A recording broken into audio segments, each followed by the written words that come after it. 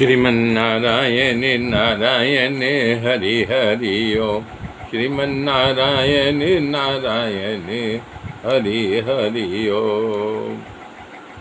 तब जो है वो सुंदर वेश बना करके पंचवटी में श्री रामचंद्र जी के पास आई और आ करके उनके सामने मुस्कराते हुए बोली कि न तुम्हारे समान कोई पुरुष है जगत में, न मेरे समान कोई नारी। विधाता ने हम दोनों के लिए रचा हुआ है। मेरे योग्य पुरुष समझ जग में नहीं, मैंने घूम करके देख लिया और इसलिए अभी तक कुंवारी हूँ। अभी तुमको देख करके मेरा मन कुछ कुछ माना है। सीता जी की ओर देख करके श्री राम जी बोला, मैं तो शादीशुदा हूँ, वो देखो हमारा छोटा भाई है, वो कुंवारा है, उससे तुम्हारी बात बनेगी। तब वो लक्ष्मण के पास गई और लक्ष्मण जी शत्रु की बहन जान करके उसको आदर मान के देख करके कहा कि देखो तुम तो राजरानी बनना चाहती हो न, और मैं तो उनका दास हूँ, तुम मुझसे शादी करोगे दासी बनोगे, तुम जाओ उन्हीं से प्रार्थना करो।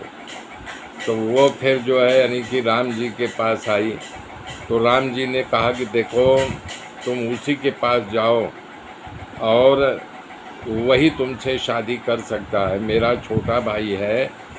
तो फिर लक्ष्मण जी के पास आई और जो है कि लक्ष्मण जी का है सुंदरी सुनो,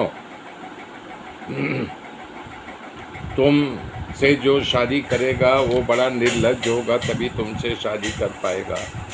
मैं तुमसे शादी नहीं कर सकता हूँ, तुमको दासी नहीं बना सकता हूँ, मैं पराधीन हूँ, तुमको कोई सुख नहीं दे सकता हूँ। ऐसा करके बोले जो कौशलपुर के राजा हैं श्री राम जी हैं, उन्हीं के पास तुम जाओ। तब यहाँ जब अपमानित समझा तो क्रुद्ध होकर के जैसे वो गुस्से में आई तो अपना कपट का रूप भूल गई, असली रूप धारण कर लिया, एकदम विकराल रूप। खिसिया करके आई, सीता जी देख के डर गई। तब श्री रामचंद्र जी ने लक्ष्मण जी को इशारा किया, लक्ष्मण जी फुर्ती से उसके नाक कान काट लिए और इस प्रकार से उन्होंने रावण को ललकार भेजा। बिना नाक कान के वो विकराल हो गई और उसके शरीर से खून बहने लगा।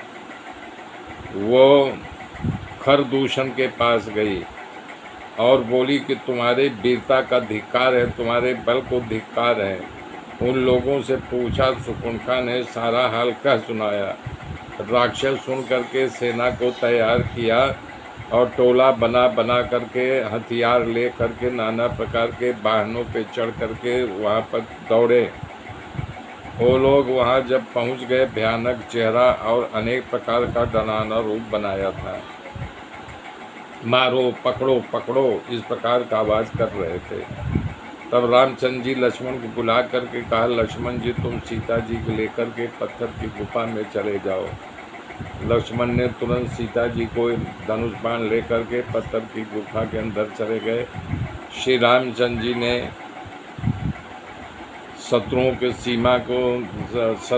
सीना को नज़दीक आता देख करके कमर में फेटा बांधा, तबकत बांधा, जटा जूट बना करके मुकुट जैसे धारण किया और कमर कस करके विकराल भुजाओं में धनुष बाण ले करके प्रभु श्री राम जी राक्षस के सामने खड़े हो गए। वो लोग पकड़ो पकड़ो, दौड़ो दौड़ो, मारो मारो का चित्कार कर रहे थे और उनको चारों तरफ से घेर लिया। प्रभु राम को देखते ही मंत्रियों को देखा, बुलाया, आज तक मैंने नाग, किन्नर, देवता, बहुत सारे मनुष्यों को मारा, लेकिन ये मनुष्य सिंहों में समान है, इतना सुंदर मनुष्य नहीं देखा। मेरे मित्रों मेरे साथ जुड़े रहिए, आगे की गाथा तय कल जोड़ूंगा, तब तक के लिए जय श्री।